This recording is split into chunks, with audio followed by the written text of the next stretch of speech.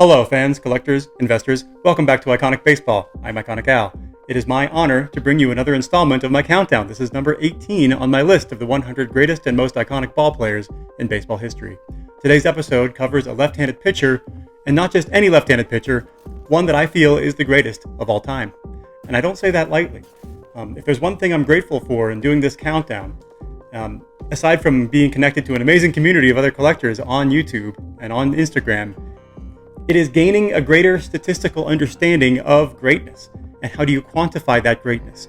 How do you rank a compiler on the same list as a peak talent? How do you rank a second baseman on the same list as a pitcher? How do you rank a player from the 20s alongside a player from the 90s? So one thing I've found that really helps with that are stats that normalize for era and are sort of congruent and consistent across eras. For example, with pitchers, you can't really look at wins as a very reliable number because pitchers are used differently today than they were back in the day. 300 wins is not a reality anymore among modern pitchers. You can't really look at strikeouts because pitchers today strike out a lot more batters than they did back in the pre-war era. ERA is even a stat that fluctuates based on era quite a bit. So what do I find are the two most reliable intergenerational metrics to look at to quantify pitching greatness? Well, I've settled on WAR and ERA plus because both of these metrics quantify a pitcher's compiled ability for WAR and their peak dominance in terms of ERA plus, and that's measured versus the players that they played with in their time.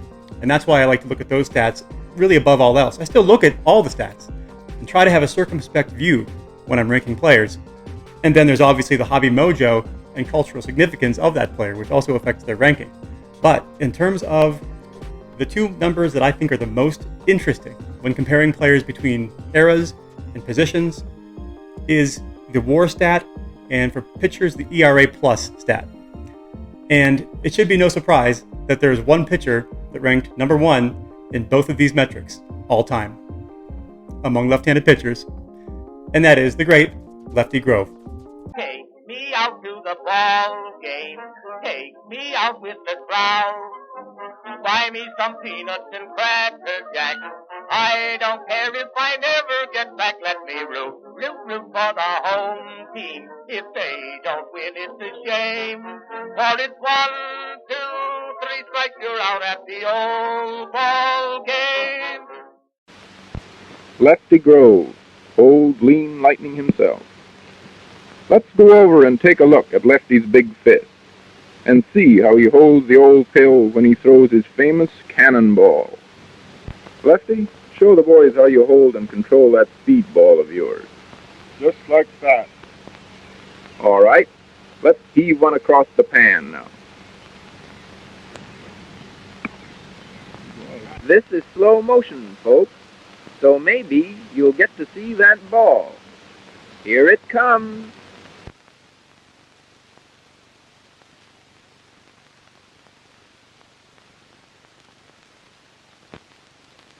He's pulled the trigger.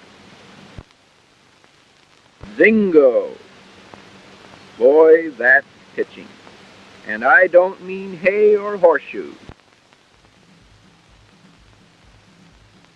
Robert Lefty Grove was the greatest left-handed pitcher in baseball history.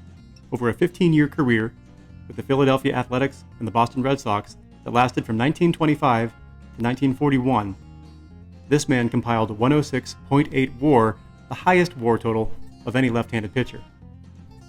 He sported a 3.06 ERA and a 1.278 WHIP, and maybe most notably, a 148 ERA plus, which again is the highest total among all left-handed pitchers all time.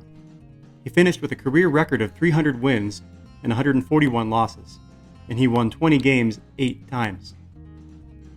He had 2,266 career strikeouts, which by today's standards doesn't sound like a ton, but he was a strikeout pitcher in his time and led the league in strikeouts 7 times. The Cy Young Award didn't exist back when Lefty Grove played, but if we go back into his numbers, we find that he led the league in ERA plus 9 times, he led the league in WAR 8 times, and in 5 separate seasons, he led the league in both categories. So that basically suggests that by today's standards, he'd be a minimum 5-time Cy Young Award winner. The only hardware that Lefty has to show for his dominance is one MVP award that he won back in 1931. He also had a very impressive postseason record.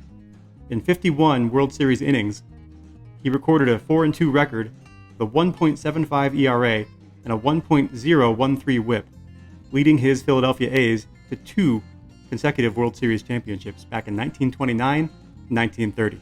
So he did distinguish himself in the postseason when it counted. Now let me defend Lefty Grove's position here as my number 1 ranked left-handed pitcher of all time.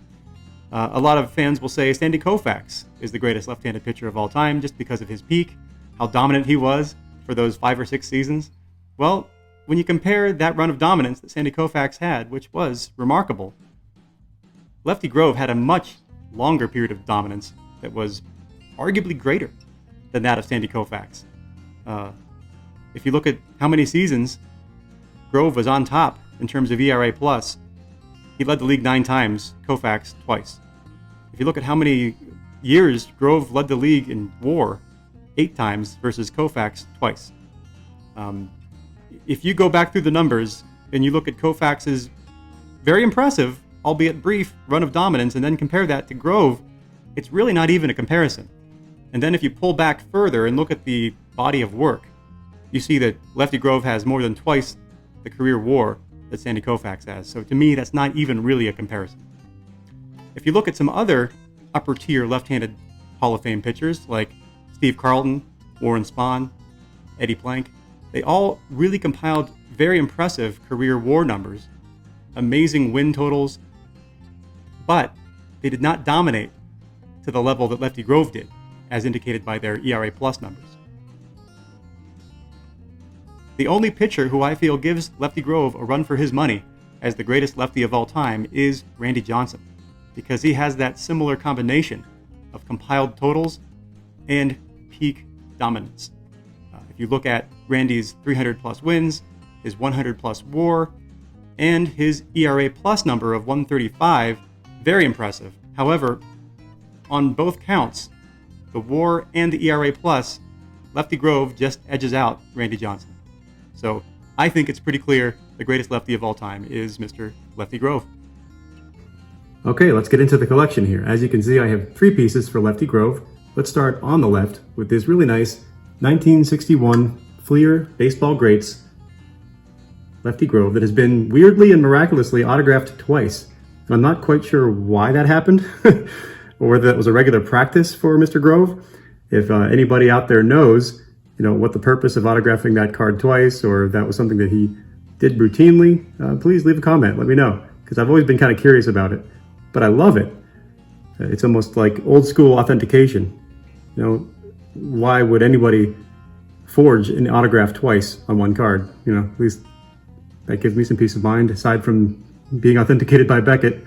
But yeah, just a really, really nice portrait shot of Lefty Grove. These came out in 1961.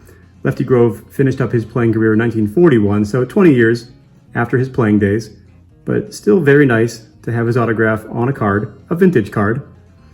And these were a set of largely all-time greats, players of yesteryear at that time, that were released, commemorating the great players of the game.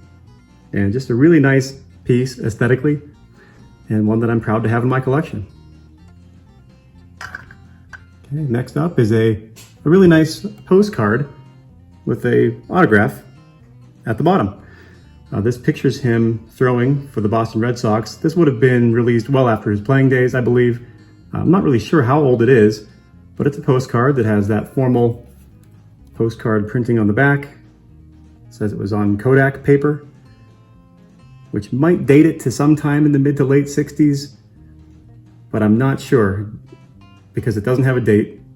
It is a vintage postcard, but it's really the pose that I like. Lefty Grove just finishing a throw, and the autograph.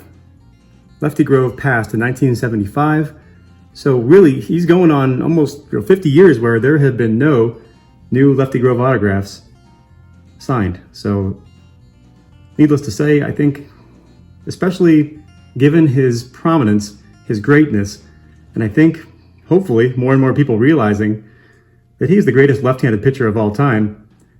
You know, there may be good things happening from a supply and demand dynamic on Lefty Grove autographs going forward. But just a really nice pose and a piece that I really like. Okay. And then last and certainly not least, probably my favorite Lefty Grove item is my Playing Days 1934 Gouty Lefty Grove. This is from his prime Playing Days, 1934. And this really encapsulates what I look for in pre-war cards. Good centering, nice eye appeal, and basically, does it look as it should? You know, does it look like it has been played with? Yes. Has it lived a life? Yes. But does it look as it should? Yes.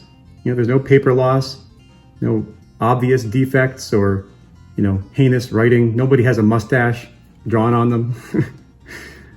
No holes, punch outs, missing pieces of cardstock, but really just an honest PSA 2. And, you know, to my eye, this is exactly what I look for in a pre-war card. Just a beautiful card. And they all feature Lou Gehrig at the bottom, which adds another fun touch. This is my only 34 Gouty card, so it's a special one to me. And it's been an honor to share these Lefty Grove pieces. Before I wrap up this video, I also want to address the elephant in the room. There is a current pitcher still playing in the major leagues that is currently tracking to unseat Lefty Grove as the highest ERA plus in Major League Baseball history. And that is, of course, Clayton Kershaw. He is currently sitting with a 157 ERA plus, which is just remarkable. His level of dominance during his career is, for left-handed pitchers, truly unparalleled.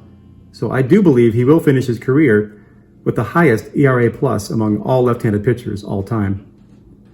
He may never reach the kind of WAR that Lefty Grove was able to tally. He's currently at 79.9 WAR, Kershaw is. So I doubt that he has the the longevity left. I think most fans agree that he's, you know, probably just wrapping up his career here in the next 1, 2, or maybe 3 years.